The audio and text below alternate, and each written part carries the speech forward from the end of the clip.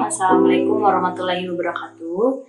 Perkenalkan, nama saya Efrida Hanum Nasution, yang pada kesempatan kali ini saya akan membahas sebuah politik pemerintahan di kawasan Pasifik Selatan, atau lebih spesifiknya lagi adalah karakter geografis dan demografis Pasifik Selatan. Jadi, kawasan Pasifik Selatan dibagi menjadi 3 berdasarkan kultur area atau wilayah budaya. Yang pertama ada Melanesia, yang kedua ada Polinesia, dan yang ketiga ada Mikronesia. Hal ini menjadi unik karena di dunia ini hanya ada di Pasifik Selatan yang terdapat pembagian wilayah budaya. Kultur area itu adalah sebuah penggabungan atau penggolongan suku-suku bangsa dalam masing-masing keanekaragaman, namun masih memiliki unsur dan ciri-ciri yang sama. Masyarakat Pasifik Selatan sebagian besar adalah imigran dari berbagai penjuru dunia. Contohnya dari Eropa, Asia Tenggara, Tiongkok, dan juga India. Hal ini menyebabkan terdapat kurang lebih 1.200 bahasa di Pasifik Selatan. Seperti yang kita ketahui, Pasifik Selatan ini terdiri dari banyak pulau, yang mana secara geografis, Pasifik Selatan dibagi menjadi 3 jenis pulau. Yang pertama ada kontinental, yang kedua ada low island, yang ketiga ada high islands. Yang mana kontinental ini adalah sebuah satu kesatuan dengan benua.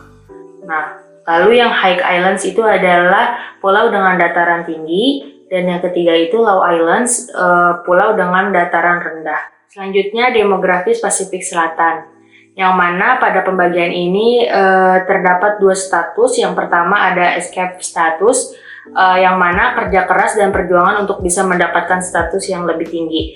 Jadi untuk mendapatkan status yang lebih tinggi kita harus yang namanya kerja keras dan perjuangan. Nah, dan ini biasanya dianut oleh Melanesia, berbeda dengan Polinesia dan Mikronesia yang menganut escape status atau status kebangsawanan yang alami dari lahir atau turun-temurun seperti orang darah biru. Contohnya seperti seorang raja yang akan diteruskan oleh anaknya. Baik, di sini saya akan menjelaskan tentang Melanesia. Melanesia berasal dari kata Yunani yang mana memiliki arti melas atau mela, yang berartikan hitam. Nesos atau Nesia yang berarti pulau. Maka Melanesia memiliki arti pulau hitam. Hal ini dinamakan pulau hitam karena ciri khas daripada orang-orang di sana berkulit hitam. Melanesia memiliki 4 ciri-ciri ras. Yang pertama berkulit hitam, yang kedua berambut ikal, yang ketiga postur atletis, dan yang keempat tulang yang besar. Nilai kebudayaan Melanesia dibagi menjadi 2. Yang pertama Melanesian Way dan nilai budaya Eropa. Melanesian Way yang mana dalam hal ini adalah orang-orang Melanesia yang menjunjung tinggi kehormatan kepada orang yang lebih tua.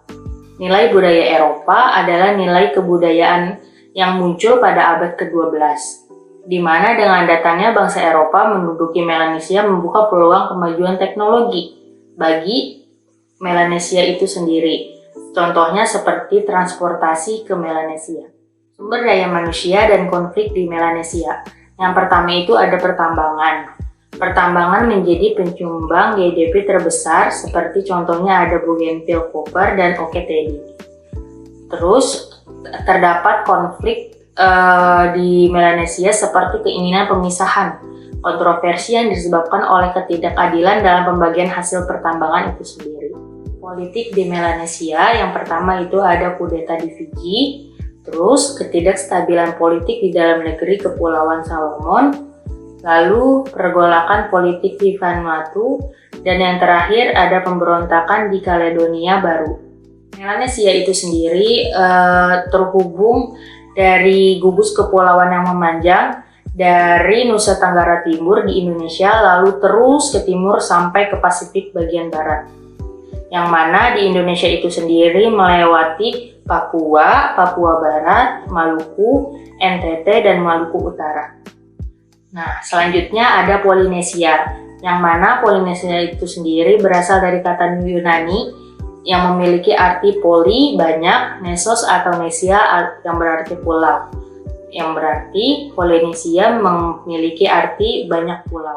Ia memiliki 3 tipe masyarakat. Yang pertama itu homogen, baik secara ras, budaya, Terus yang kedua, Polinesia ini sendiri lebih maju dibandingkan dengan Melanesia ataupun Mikronesia. Polinesia juga terbagi menjadi dua kelompok budaya, yaitu Polinesia Barat juga Polinesia Timur. Ekonomi dan sosial budaya di Polinesia ini dijuluki dengan Golden Triangle, yang mana segitiga itu ada dari Hawaii, New Zealand, dan Polpaska. Selanjutnya Mikronesia, sebuah negara kepulauan berdaulat di Samudra Pasifik yang terdiri dari 4 negara bagian dari barat ke timur, yaitu Yap, Chuuk, Pohnpei, dan Korse yang tersebar di seluruh Samudra Pasifik Barat. Tipe masyarakat di Mikronesia ini, pertama, ras mereka adalah ras Mongolit. Yang kedua, mereka itu menganut panteisme, yang mana sebelum kolonialisme mereka itu menganut panteisme. Dan yang ketiga itu bahasa resmi orang di Mikronesia itu adalah bahasa Inggris. Isu penting di Mikronesia, yang pertama, wilayah yang kerap kali digunakan menjadi uji coba senjata nuklir ini, banyak percobaan senjata nuklir di sana yang menimbulkan dampak buruk bagi masyarakat setempat. Lalu apa sih hubungan antara Pasifik Selatan dan Indonesia? Pasifik Selatan dan Indonesia sangat berhubungan karena pertama, Pasifik Selatan menjadi salah satu prioritas penting dalam politik luar negeri Indonesia.